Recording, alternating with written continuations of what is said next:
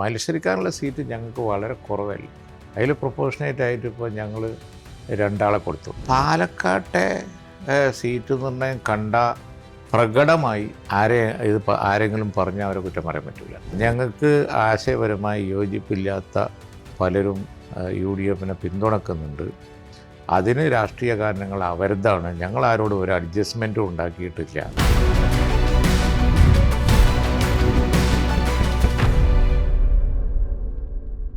League അഖിലേന്ത്യാ general secretary Shri PK കുഞ്ഞാലിക്കുട്ടിയാണ് നേരോ നേതാവേ പരിപാടിയിൽ ഇന്നുള്ളത്. നമസ്കാരം സാർ. നമസ്കാരം. ഇപ്പോൾ ടീം UDF ആണല്ലോ. ടീം UDF ആണ് ഇപ്പോൾ പ്രചാരണത്തിൽ ശക്തമായി ലീഗ് മുന്നോട്ട് വരുന്നുണ്ട്. പക്ഷേ ടീം കോൺഗ്രസ് ആയിട്ടുണ്ടോ എന്നൊരു സംശയം ഇടയ്ക്ക് ഉയരുന്നു. കെ സുധാകരൻ ഉണ്ടാക്കിയ ബഹളം അത് കെട്ടടങ്ങി എന്ന് പറയാനായോ? അത് ഏതെങ്കിലും രൂപത്തിൽ ബാധിക്കുമോ? ഇല്ല, 100%. ടീം കോൺഗ്രസ് ആയി കഴിഞ്ഞു. കാരണം എന്താണെന്ന് വെച്ച് കഴിഞ്ഞാൽ കോൺഗ്രസിൻ്റെ ഒരുപാട് കാലത്തെ ഇലക്ഷൻ സ്ഥാനാർത്ഥി പ്രഖ്യാപനത്തിന് മുമ്പിലുള്ള സീൻ, എൻ്റെ മുമ്പേ വരുന്ന ഒരുപാട് സീൻ കണ്ട ഒരാളാണ് ഞാൻ. കരുണാകരൻ, ആൻ്റണി, ഉമ്മൻചാണ്ടി. പക്ഷെ ഇത്ര സ്മൂത്തായി പോയ ഒരു ഘട്ടം ഉണ്ടായിട്ടില്ല എന്നാണ് എൻ്റെ അഭിപ്രായം. സുധാകരൻ്റെ സംഭവം മീഡിയയിൽ 2-3 ദിവസം എന്തോ സംഭവിക്കാൻ പോകുന്നു, ഇപ്പോൾ പൊട്ടു.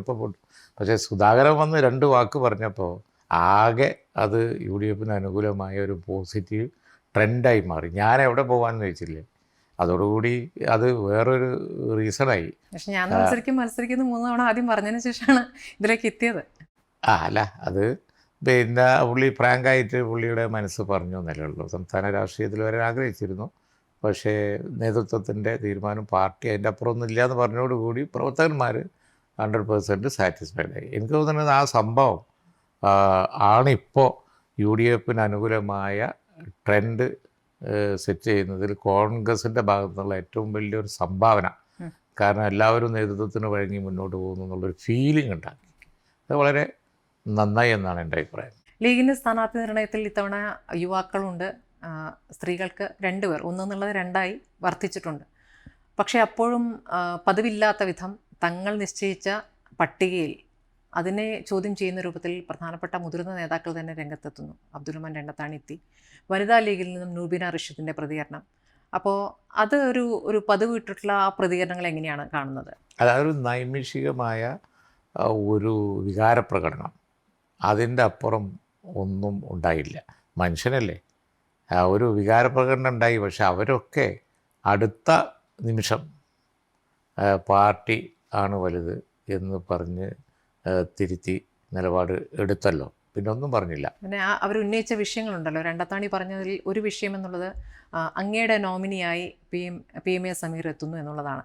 അദ്ദേഹം ചന്ദ്രികയിലെ കണക്കുകൾ നോക്കിയിരുന്നയാളാണ്. ആ കണക്കുകൾ മര്യാദയ്ക്ക് നോക്കാതിരുന്നുകൊണ്ട് ED വരുന്ന സാഹചര്യം, തങ്ങൾ കുടുംബത്തിലേക്ക് ED എത്തുന്ന സാഹചര്യം ഉണ്ടാക്കിയെന്നൊക്കെ പറഞ്ഞിരുന്നു. അപ്പോൾ അദ്ദേഹത്തിന് സീറ്റ് കൊടുത്തതിലെ അങ്ങയെ കുറ്റപ്പെടുത്തിക്കൊണ്ടുള്ള ഒരു ആരോപണം വരുന്നുണ്ട്.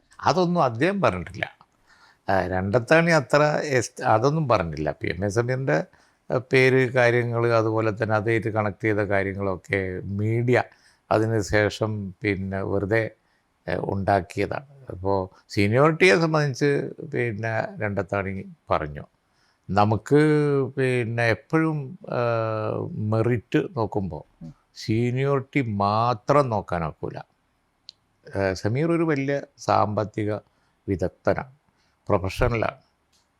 അതുമാത്രമല്ല അത്ര പാർട്ടിയിലില്ലാത്ത ആളല്ല.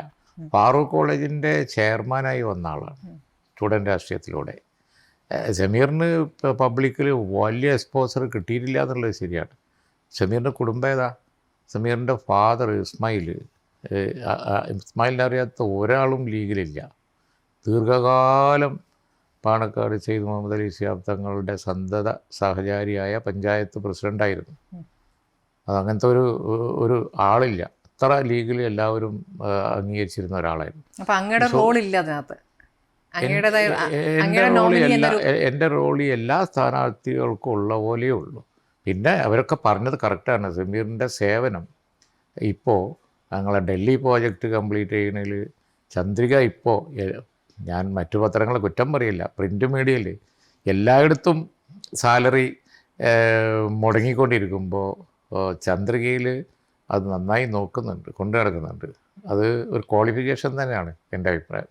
പിന്നെ ഞങ്ങളുടെ വയനാട് പ്രോജക്റ്റ് കണ്ടില്ലേ, എത്ര മനോഹരമാണ്. അതിൻ്റെ ബാക്കിലുള്ള പ്രൊഫഷണൽ ഹാൻഡ് സമീറിൻ്റെയാണ്. അപ്പോൾ ഇങ്ങനെ ഒരുപാട് കാര്യങ്ങൾ ഒരു പ്രൊഫഷണൽ ആയതുകൊണ്ട്, സാമ്പത്തിക വിദഗ്ധനും അതുപോലെ തന്നെ കഴിവുള്ളവനും ആയതുകൊണ്ട് സമീറിൻ്റെ വക ഉണ്ട്. സീനിയോറിറ്റി മാത്രം നോക്കി ചിലപ്പോൾ പറ്റൂലല്ലോ. അപ്പോൾ നവാസ് MSFൻ്റെ പ്രസിഡൻ്റായിട്ട് അങ്ങ് വന്നല്ലേ ഉള്ളൂ. MSFൻ്റെ നോമിനിയായി ഫാറൂഖ് കോളേജിൻ്റെ ചെയർമാനായി കഴിഞ്ഞിട്ട് കാലം കുറയായി സമീർ. അത് കഴിഞ്ഞ് പാർട്ടിയിൽ എത്ര കാലമായി? മലപ്പുറം ജില്ലയുടെ സെക്രട്ടറിയാണ്, ജോയിൻറ്റ് സെക്രട്ടറിയാണ് സമീർ. എൻ്റെ റോളേലില്ല സത്യത്തിൽ. നൂർബീന റഷീദ് പറഞ്ഞ ഒരു കാര്യം, വനിതാ ലീഗിൽ നിന്ന് ഒരു സ്ഥാനാർത്ഥി ഉണ്ടായില്ല. യഥാർത്ഥത്തിൽ ലീഗിലേക്ക് വനിതകൾക്ക് പ്രാതിനിധ്യമില്ലല്ലോ. അപ്പോഴാണ് വനിതാ ലീഗ് എന്ന് വേറൊരു സംവിധാനം ഉണ്ടാക്കിയത്. അപ്പോൾ ലീഗിൻ്റെ പറയുന്ന അച്ചടക്ക ചട്ടക്കൂടിൽ നിന്നുകൊണ്ടാണ് വനിതാ ലീഗിലുള്ളവർ പ്രവർത്തിക്കുന്നത്. അപ്പോൾ അതിലൊരു പ്രതിനിധി ഇല്ലാതെ പോയി. ഒരു സ്ത്രീകൾക്ക് പ്രാതിനിധ്യം വേറെ ഉണ്ടെങ്കിലും വനിതാ ലീഗിൽ നിന്ന് ഒരാളില്ല എന്ന് പറയുന്നതിൽ ഒരു ന്യായമില്ലേ? അല്ല, അത് ഈ പറയുന്നതിലൊന്നും ഒരു ന്യായക്കേടുമില്ല. പക്ഷെ ഞങ്ങൾക്കാകെ ഉള്ളത് 27 സീറ്റല്ലേ, അതിനകത്ത് അഡ്ജസ്റ്റ് ചെയ്തുകൊണ്ട് വേണമല്ലോ കാര്യങ്ങളൊക്കെ ചെയ്യാൻ. അപ്പോൾ അതുകൊണ്ട് പിന്നെ ഇലക്ഷനിൽ മത്സരിച്ച് ജയിക്കുന്നതിന് ഒരുപാട് ഘടകങ്ങളുള്ളത് കൊണ്ട് അതുകൂടി നോക്കിയിട്ടാണല്ലോ. അപ്പോൾ അവിടെ ചിലപ്പോൾ അവർക്കൊക്കെ നല്ല അർഹത ഉണ്ട്. പിന്നെ അതുകൊണ്ടാണല്ലോ കഴിഞ്ഞ പ്രാവശ്യം അവർക്ക് സീറ്റ് കൊടുത്തത്. അപ്പോൾ കൊടുക്കാൻ കഴിഞ്ഞില്ല എന്ന് വിചാരിച്ച് അത് അതിലൊതുങ്ങും. വേറെ പലതും എന്തിനും അവർ ഫിറ്റാണ്, അവരൊക്കെ ഫിറ്റാണ്. അത് ഇപ്പോൾ പാർട്ടി അത് പരിഗണിച്ചിട്ടുണ്ട്, ഇനിയും പരിഗണിക്കുകയും ചെയ്യും. മത്സരിക്കാനുള്ള സീറ്റ് ഞങ്ങൾക്ക് വളരെ കുറവല്ലേ. അതിൽ പ്രൊപ്പോർഷനേറ്റ് ആയിട്ട് ഇപ്പോൾ ഞങ്ങൾ 2 ആളെ കൊടുത്തു. അതുപോലെ തന്നെ എല്ലാ ജനവിഭാഗങ്ങളെയും നോക്കേണ്ടതുണ്ട്. അപ്പോൾ അതുപോലെ തന്നെ ജാതിമത വ്യത്യാസമില്ലാതെ കൊടുക്കുന്നുണ്ട്. എല്ലാം നോക്കി ഞങ്ങൾക്കുള്ള സീറ്റ് കൊണ്ട് ഉള്ളത് കൊണ്ട് ഓഹരി വെക്കുക എന്ന് പറഞ്ഞില്ലേ, അതാണ് ഞങ്ങൾ ചെയ്തത്. പക്ഷേ അവർക്കൊക്കെ വേറെ അവസരം കൊടുക്കും. ഫാത്തിമ തെഹ്ലിയ ലീഗിലെ ഒരു ഉറച്ച ശബ്ദമാണ്. ഇപ്പോൾ നമ്മുടെ ചർച്ചകളിലൊക്കെ പങ്കെടുക്കുന്ന നല്ല മിടുക്കിയ ആളാണ്. പക്ഷേ ഫാത്തിമ തെഹ്ലിയയുടെ സ്ഥാനാർത്ഥിത്വത്തിലും ഈ പറഞ്ഞ ഒരു ആരോപണമുണ്ട്. ജമാഅത്തെ ഇസ്ലാമിയുടെ പ്രതിനിധിയായിട്ടാണോ വന്നിരിക്കുന്നത് ഒരു ആരോപണം ഉന്നയിക്കപ്പെടുന്നുണ്ട്. അതെത്ര ബാലിഷാണ്. കാരണം അവർ ഒരു കോർപ്പറേറ്റ് കൗൺസിലറല്ലേ. ഇപ്പോൾ ഏത് കാലത്ത് പാർട്ടിയിൽ വർക്ക് ചെയ്ത പിന്നെ MSFലൂടെ വന്നതല്ലേ. ഈ പറയുന്നവന് എന്തെങ്കിലും ഒരു പിന്നെ അടിസ്ഥാനം വേണ്ടേ? ഒരു കാര്യമില്ല. അപ്പോൾ അതൊന്നും ഒരു ഘടകേ അല്ല. മറ്റൊരു പാർട്ടിയിൽ പ്രവർത്തിച്ച ഒരാൾക്കും ഞങ്ങൾ ഇത്തവണ അങ്ങനെയുള്ള ഒരു നിലക്കുള്ള ഒരു അഡ്ജസ്റ്റ്മെൻറ്റോ സീറ്റോ ഇല്ല. പാർട്ടിയുടെ ഇപ്പം ജയന്തി രാജൻ പാർട്ടിയുടെ വരവയ്യാണ്. ഞങ്ങൾ അങ്ങനെ ചെയ്തിട്ടുള്ളൂ. ഇപ്പോൾ പാർട്ടിയുടെ കോടി ചിഹ്നത്തിൽ മത്സരിക്കുന്ന ആളുകളൊക്കെ 100% പാർട്ടിക്കാരാണ്. പ്രാവശ്യം ലീഗിലധികം വിമതർ വലിയ രീതിയിലില്ലാന്ന് തോന്നുന്നു. പക്ഷെ മങ്കടയിലൊരു വിമതനുണ്ടല്ലോ, കുന്നത്ത് മുഹമ്മദ്, അദ്ദേഹം മണ്ഡലം പ്രസിഡന്റുമാണ്. മണ്ഡലം പ്രസിഡൻ്റല്ല, അതാണ് ആയിരുന്നു. അദ്ദേഹം കുറച്ച് കാലമായിട്ട് പാർട്ടിയിൽ സജീവമല്ല. അതുകൊണ്ട് തന്നെ അദ്ദേഹത്തെ മണ്ഡലം പ്രസിഡന്റ് സ്ഥാനത്ത് നിന്ന് നേരത്തെ മാറ്റിയിരുന്നു. പക്ഷേ ഇപ്പോൾ ഇങ്ങനെ വന്നപ്പോൾ പാർട്ടിയിൽ നിന്ന് പിന്നെ തങ്ങൾ സസ്പെൻഡ് ചെയ്യുകയും ചെയ്തു. അതിന് യാതൊരു പ്രസക്തിയില്ല. കാരണം അവർക്ക് വിവരം മനസ്സിലാകാൻ പോണേ ഉള്ളൂ. മഞ്ഞളാംകുഴി അലിക്ക് ഇപ്പോൾ കാര്യങ്ങൾ വളരെ എളുപ്പമായി. ഞങ്ങൾ കുറച്ചുകൂടി പൊളിറ്റിക്കലായിട്ടുള്ള ഒരു പിന്നെ എതിരാളിനെയൊക്കെയാണ് അവിടെ ഉണ്ടാവുമെന്ന് കരുതിയത്. അവിടെ പെട്ടെന്ന് ഞങ്ങൾക്ക് അലിയെ സംബന്ധിച്ചുള്ള അതിന് പോകുന്ന ഒരു എതിരാളി ഇല്ല എന്ന് ഇന്നലെ സ്ഥാനാർത്ഥിത്വം കഴിഞ്ഞപ്പോഴാണ് മനസ്സിലായത്. കഴിഞ്ഞ ദിവസം പ്രതിപക്ഷ നേതാവ് പറഞ്ഞൊരു കാര്യം, CPM BJP ഡീലുണ്ട്, അത് പാലക്കാട് എന്ന് പറഞ്ഞു തുടങ്ങുകയാണ്. പാലക്കാട് ആ ഡീല് ശോഭാ സുരേന്ദ്രനെ സഹായിക്കാനുള്ള ഡീൽ, അത് പ്രകാരം 10 ഇടത്ത് തിരിച്ച് BJP സഹായിക്കുമെന്ന്. അത് ലീഗ് എങ്ങനെയാണ് അതിനെ കാണുന്നത്? അങ്ങനെ ഉണ്ടോ? അല്ല, പാലക്കാട്ടെ സീറ്റ് നിർണ്ണയം കണ്ട പ്രകടമായി ആരെങ്കിലും പറഞ്ഞാൽ അവരെ കുറ്റം പറയാൻ പറ്റില്ല. കാരണം വെച്ചാൽ നമുക്കറിയാലോ, അവിടെ കാലങ്ങളായിട്ട് 3 പാർട്ടികളും സീരിയസ് ആയി ഇലക്ഷന് ഫൈറ്റ് ചെയ്യുന്ന ഒരു സീറ്റാണ്. അവിടെ ഇത്തവണ കഴിഞ്ഞ ഒരു ബൈ ഇലക്ഷൻ നടന്നതാണ്. BJPയും അതുപോലെ തന്നെ UDFും തമ്മിൽ ഫൈറ്റ് നടക്കുന്ന ഒരു സ്ഥലത്ത് UDFിൻ്റെ വോട്ട് ഭിന്നിപ്പിക്കും എന്ന് ഉറപ്പുള്ള ഒരാളെ കൊണ്ടുവന്ന് സ്ഥാനാർത്ഥിയാക്കുന്നതിൻ്റെ ഒരു അർത്ഥം ഈ മലയാളിക്ക് മനസ്സിലാവില്ല എന്ന് LDF എങ്ങനെ ധരിച്ചു എന്നാണ് എൻ്റെ സംശയം. കാരണം അത് UDFൻ്റെ വോട്ട് ഭിന്നിച്ചോളും, മൈനോറിറ്റി പിന്നെ വോട്ടുകളൊക്കെ കിട്ടുന്ന അതിൻ്റെ ഒരു ഗുണം ബെനിഫിഷ്യറി BJP ആണ് എന്ന് മനസ്സിലാക്കി ബുദ്ധിപൂർവ്വം സ്ഥാനാർത്ഥിയെ ഫിക്സ് ചെയ്തത് തന്നെയാണ്. പക്ഷേ അവിടെ ഒരു സംശയം കാര്യത്തിലില്ല. രമേശ് പിഷാരടിയാണ് സ്ഥാനാർത്ഥിയാക്കിയിരിക്കുന്നത്. അപ്പോൾ എന്തുകൊണ്ട് അവിടെ ഒരു ശക്തനായ കോൺഗ്രസ് സ്ഥാനാർത്ഥി വന്നില്ല? രമേശ് പിഷാരടി ഒരു പരീക്ഷണത്തിലേക്ക് പോകുന്നു എന്ന ചോദ്യം തിരിച്ചും ചോദിക്കാമല്ലോ. അല്ല, അതില്ല. രമേശ് പിഷാരടി കോൺഗ്രസ്സുകാരനാണ്. രമേശ് പിഷാരടി ഇന്നത്തെ സാഹചര്യത്തിൽ നല്ല താരപ്രഭുള്ള ഒരാളാണ്. ജയിക്കുന്ന ഒരു സീറ്റിൽ പിന്നെ അദ്ദേഹത്തെ ചിന്തിക്കാൻ അർഹനായ ഒരാളാണ്. എറണാകുളത്ത് പോലും പല സീറ്റിലും ആലോചിച്ചതാണ് രമേശ് പിഷാരടിയെ. എനിക്കതറിയാം. അത് ഉറച്ച തൃപ്പൂണിത്തുറയിൽ കോൺഗ്രസിന് ഉറച്ച സീറ്റല്ലേ. അങ്ങനെയുള്ള ഒരാളാണ്. അവിടെ അല്പം ഈ ബൈ ഇലക്ഷനിൽ പ്രശ്നങ്ങളൊക്കെ ഉണ്ടായി, കോൺട്രവേഴ്സി, അവിടെ ഒരു ഉറച്ച ആൾ വേണമെന്നുള്ള ആൾക്കാണ് രമേശ് പിഷാരടിയെ അവിടെ സ്ഥാനാർത്ഥിയാക്കിയത്. പിന്നെ മാത്രമല്ല, ഈ ത്രികോണ മത്സരം നടക്കുന്ന സ്ഥലത്താണ്. അതുകൊണ്ട് ഒരു വോട്ട് ക്യാച്ച് ചെയ്യാൻ കഴിവുള്ള ആളുകൾ. അതുകൊണ്ട് രമേശ് പിഷാരടി കണ്ടോളൂ, വലിയ ഭൂരിപക്ഷത്തിന് അവിടെ ജയിക്കും. ഈ തെരഞ്ഞെടുപ്പിൽ ഏറ്റവും പ്രധാനപ്പെട്ട വിഷയമാകുക എന്താണെന്നാണ് ലീഗ് കരുതുന്നത്? കാരണം ഈ സർക്കാരുമായി ബന്ധപ്പെട്ട ഒരുപാട് വിഷയങ്ങൾ പല ഘട്ടത്തിലും പറഞ്ഞിരുന്നെങ്കിലും ഇപ്പോൾ മുഴുവൻ മറ്റ് രാഷ്ട്രീയ പ്രതികരണങ്ങളാണ് വരുന്നത്. അല്ലാതെ സർക്കാരുമായി ബന്ധപ്പെട്ട് ജനങ്ങളെ ബാധിക്കുന്ന വിഷയങ്ങൾ എത്രത്തോളം ഏറ്റെടുത്തിട്ടുണ്ട്, അത് തെരഞ്ഞെടുപ്പിൽ എത്രത്തോളം പറയുന്നുണ്ടെന്നൊരു ചോദ്യമുണ്ട്. എന്താണ് അങ്ങേക്ക് തോന്നുന്നത്? ജനങ്ങളെ സംബന്ധിച്ചിടത്തോളം ഏറ്റവും വലിയ പ്രശ്നം എന്ന് പറയുന്നത് അവർ മടുത്തിരിക്കുന്നത് എന്താ വെച്ചാൽ അവരെ ജീവിതത്തെ ബാധിച്ചു തുടങ്ങി. ഇപ്പോൾ ഗൾഫ് യുദ്ധം നമ്മളെങ്ങനെ ബാധിക്കാമെന്ന് ചോദിച്ച ഘട്ടം ഉണ്ടായിട്ടില്ലേ? പക്ഷേ ഇപ്പോൾ ഗ്യാസിൻ്റെ വില കൂട്ടണു, മറ്റു കാര്യങ്ങളൊക്കെ വരുന്നു. അപ്പോൾ നമ്മളും ഇവരറിഞ്ഞു തുടങ്ങി എന്ന് പറഞ്ഞ പോലെ സർക്കാരിൻ്റെ സാമ്പത്തിക കഴിവില്ലായ്മ, സാമ്പത്തിക ബുദ്ധിമുട്ടുള്ളത് നമ്മളെങ്ങനെ ബാധിക്കും? ജനങ്ങളെ ബാധിച്ചു തുടങ്ങി. പക്ഷേ എല്ലാ മേഖലയിലും വികസനം എന്നുള്ളതാണ് തിരിച്ചു പറയുന്നത്. എന്ത് വികസനം? ഞാൻ ചോദിക്കട്ടെ, വികസനം എന്ന് പറഞ്ഞു കഴിഞ്ഞിട്ടുണ്ടെങ്കിൽ കേന്ദ്ര ഗവൺമെൻറ് കിട്ടിയ നാഷണൽ ഹൈവേ അത് ഇന്ത്യയിലൊട്ടാകെ വന്നിട്ടുണ്ട്. 10 വർഷത്തിന് ശേഷം കാലത്ത് വന്നില്ലല്ലോ എന്നുള്ളതാണ്. ഞങ്ങളെ കാലത്ത് എന്ന് പറഞ്ഞു കഴിഞ്ഞാൽ ഈ നാഷണൽ ഹൈവേ ഇന്ത്യയിൽ മുഴുവൻ വന്നുകൊണ്ടിരിക്കുന്നത് ഇപ്പോഴാണ്. കേരളത്തിൽ ലാൻഡ് അക്വിസിഷന് കുറച്ച് ഡിലേ വന്നു എന്നുള്ള ഒരു ഫാക്ടറുണ്ട്. ഞാനത് വിസ്മരിക്കുന്നില്ല. അത് അവർ അത് വന്നു, അതിന് നല്ല കോമ്പൻസേഷൻ വന്നു. ആ സമയത്ത് ആളുകളിപ്പോൾ എൻ്റെ ലാൻഡും എടുത്താൽ മതിയെന്ന് ചിന്തിക്കുന്ന കാലം വന്നു. അത് അവരെ കഴിവാക്കി അവർ ഭയങ്കരമായിട്ട് പറയാണ്. അതിനൊരു 5000 കോടി ഉറുപ്പിക അവർ കണ്ടെത്തി കൊടുത്തു എന്നുള്ളത് ഒരു ഗവൺമെൻറ് ആകുമ്പോൾ ഒരു കാര്യം ചെയ്തിട്ടില്ല എന്ന് പറയാൻ പറ്റും. അത് ചെയ്തു, അത് അതിലൊതുങ്ങും. ബാക്കി ഞാൻ നേരത്തെ അസംബ്ലി പറഞ്ഞതുപോലെ മംഗലാപുരത്തിൻ്റെ അപ്പുറവും ആ റോഡുണ്ട്, കന്യാകുമാരിൻ്റെ അപ്പുറവും ആ റോഡുണ്ട്. അതും കൂടി വെറുതാണെന്ന് പറയുമെന്ന് ഞാൻ അസംബ്ലിയിൽ ചോദിച്ചു. അതൊക്കെ വെറുതെ ഒരു ക്ലെയിം. ഞാൻ പറയട്ടെ, അതർവൈസ് ഈ ഗവൺമെൻറ് എന്താ ചെയ്തത്? ഞാൻ വ്യവസായ മന്ത്രിയോട് തന്നെ ചോദിച്ചു. ഞങ്ങൾക്ക് പറയാൻ ടെക്നോ പാർക്കുണ്ട്, കാക്കനാടുണ്ട്, ഇൻഫോ പാർക്കുണ്ട്, അങ്ങനെ അങ്ങ് പോയ എയർപോർട്ടുണ്ട് കൊച്ചി. അതുപോലെ തന്നെ ഒരുപാട് കാര്യങ്ങൾ പറയാനുണ്ട്. മെട്രോ, ഉമ്മൻചാണ്ടിയെ സംബന്ധിച്ച മെച്ചം, കരുണാകരൻ്റെ കാലത്ത് ഞങ്ങൾ ഉണ്ടാക്കിയ അടയാളങ്ങൾ ഒരുപാടുണ്ട്. നിങ്ങളത് ഒരെണ്ണം പറയാമോ എന്ന് ഞാൻ ചോദിച്ചു. ഒരു മൈൽ സ്റ്റോൺ ഞങ്ങളത് എന്ന് പറയാവുന്ന എന്തെങ്കിലും ഒന്ന് പറയാമോ എന്ന് ചോദിച്ചു. അതേ ഒന്ന് ഉരുണ്ടു അസംബ്ലിയിൽ. പെട്ടെന്ന് പറയാൻ അദ്ദേഹത്തിനും കഴിഞ്ഞില്ല. ഇന്നിപ്പോൾ കാണുന്ന കാക്കനാട് മുഴുവൻ ഞാൻ IT വകുപ്പ് മന്ത്രിയാകുമ്പോൾ അവിടെ ചെന്നപ്പോൾ അവിടെ കുറുക്കം മേയുന്ന സ്ഥലമായി, ഒന്നും ഉണ്ടായിരുന്നില്ല. ആശുപത്രി പോയ രക്ഷയുണ്ടോ? മെഡിക്കൽ കോളേജിൽ പോയാൽ ക്യൂ ഒന്ന് പോരുക എന്നല്ലാതെ എന്നും സമരം. ലോകത്തെവിടെയെങ്കിലും മിനിമം വേജസ് എല്ലാവർക്കും കൊടുക്കണമെന്ന് പറഞ്ഞ സ്റ്റേറ്റിൽ ശമ്പളം ഇല്ലാതെ 10ഉം 15ഉം കൊല്ലം ജോലി ചെയ്തുകൊണ്ടിരിക്കുന്ന അധ്യാപകരാണ്. വെള്ളാപ്പള്ളിയുമായി ബന്ധപ്പെട്ടുള്ള കാര്യം, വെള്ളാപ്പള്ളി മലപ്പുറം എത്തിയാൽ ശ്വാസം മുട്ടുന്നു എന്ന് പറഞ്ഞല്ലോ. അപ്പോൾ അതിൽ മുഖ്യമന്ത്രി ഇപ്പോൾ തുടർച്ചയായിട്ട് പ്രതികരണം നൽകുന്നുണ്ട്. മുഖ്യമന്ത്രി പറയുന്നത് വെള്ളാപ്പള്ളി പറഞ്ഞത് മുസ്ലിം ന്യൂനപക്ഷത്തെയല്ല, മുസ്ലിം ലീഗിനെയാണെന്നാണ്.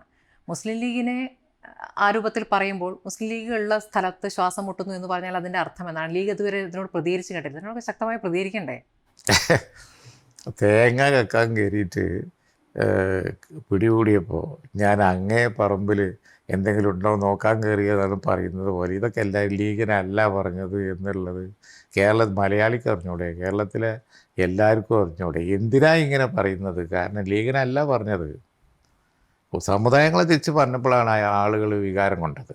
പച്ചക്ക് പറഞ്ഞല്ലോ, ഒരു സമുദായത്തെ മാത്രമല്ല, അങ്ങോട്ടും ഇങ്ങോട്ടും തിരിച്ചും മറിച്ചുമൊക്കെ പറഞ്ഞിട്ടുണ്ട്.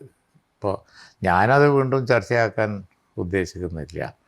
അതേപ്പോൾ പിന്നെ കുറച്ച് സമയമായി പിന്നെ അങ്ങനെ പറയുന്നില്ല. അതാ നല്ലത്. ഞാൻ പറയാതിരിക്കട്ടെ.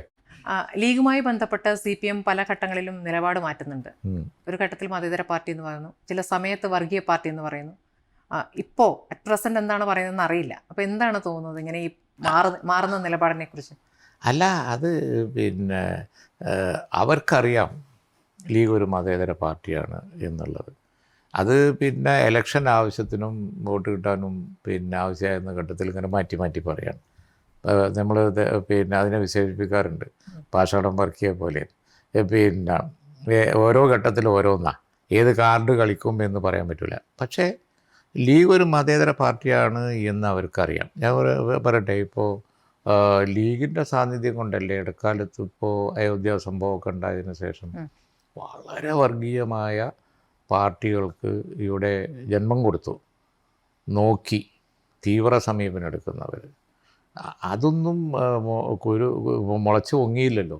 ആ ഘട്ടത്തിൽ തന്നെ അവസാനിപ്പിച്ചത് ആരാ? ലീഗാണ്. ശക്തമായി ഫൈറ്റ് ചെയ്ത് ഗുരുവായൂർ തിരഞ്ഞെടുപ്പും അത് കഴിഞ്ഞതിന് ശേഷമുള്ള ഘട്ടങ്ങളൊക്കെ ഓർമ്മയില്ലേ? ഞങ്ങൾ ഫൈറ്റ് ചെയ്തില്ലായിരുന്നുവെങ്കിൽ ഇവിടെ അവർ കളം പിടിക്കുമായിരുന്നു.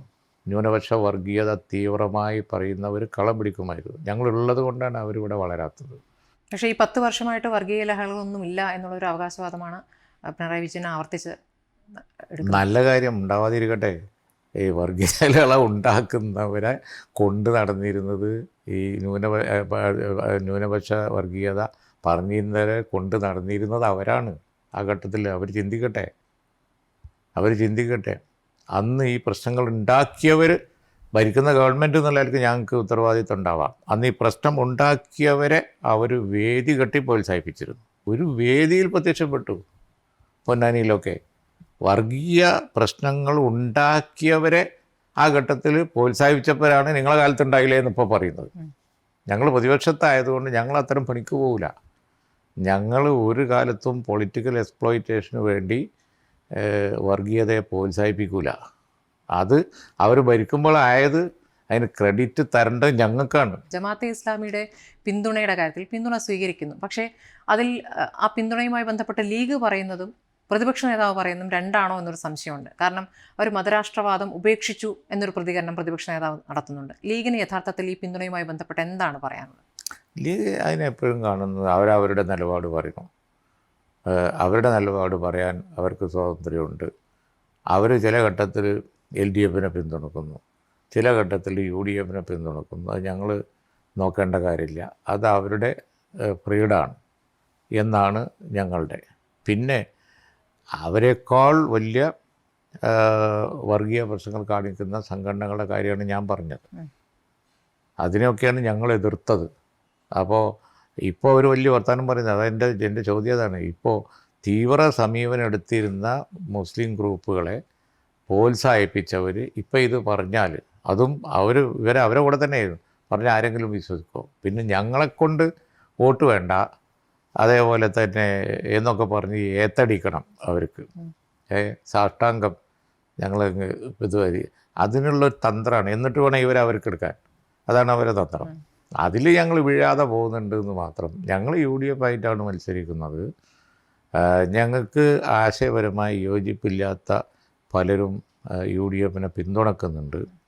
അതിന് രാഷ്ട്രീയ കാരണങ്ങൾ അവരുതാണ്. ഞങ്ങൾ ആരോടും ഒരു അഡ്ജസ്റ്റ്മെൻറ്റും ഉണ്ടാക്കിയിട്ടില്ല. അങ്ങനെയാണ് പോകുന്നത്.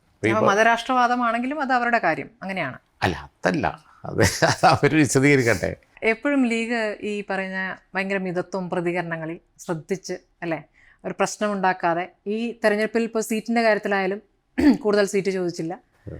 5ാം മന്ത്രിസ്ഥാനമൊക്കെ ഒരു പുകിലുണ്ടാക്കിയ കാലമുണ്ടല്ലോ. അപ്പോൾ ഈ കാര്യത്തിൽ ഇങ്ങനെ നിങ്ങൾ നീങ്ങുകയും മലബാറിൽ യഥാർത്ഥത്തിൽ മുന്നണി എന്ന നിലയ്ക്ക് ജയിക്കണമെങ്കിൽ ലീഗ് വേണം, ലീഗിനെയാണ് ആശ്രയിക്കുന്നത് കോൺഗ്രസ് എന്ന് ഒരു തരത്തിൽ പറയാം. അപ്പോൾ പിന്നെ നിങ്ങൾക്ക് അർഹമായ രൂപത്തിൽ കാര്യങ്ങൾ കിട്ടുന്നുണ്ടോ? ഇനിയിപ്പോൾ നിങ്ങളൊന്നും ഒരു അവകാശവാദം ഉന്നയിക്കാത്ത സ്ഥിതിക്ക് ഒരു ഉപമുഖ്യമന്ത്രി സ്ഥാനമൊക്കെ ജയിച്ച ശേഷം ആ നിലയ്ക്ക് ലീഗ് നേട്ടം ഉണ്ടാക്കുന്നുണ്ടെങ്കിൽ ചോദിക്കാവുന്നതല്ലേ? അല്ല, സീറ്റ്, മന്ത്രിസ്ഥാനം, ഉപമുഖ്യമന്ത്രി സ്ഥാനം, ഈ വക കാര്യങ്ങൾക്ക് ഞങ്ങൾ വലിയ ഫോക്കസ് കൊടുക്കാറില്ല. ഈ 5ാം മന്ത്രി പോലും അറിഞ്ഞുകൊണ്ട് ഞങ്ങൾ ചെയ്തതല്ല.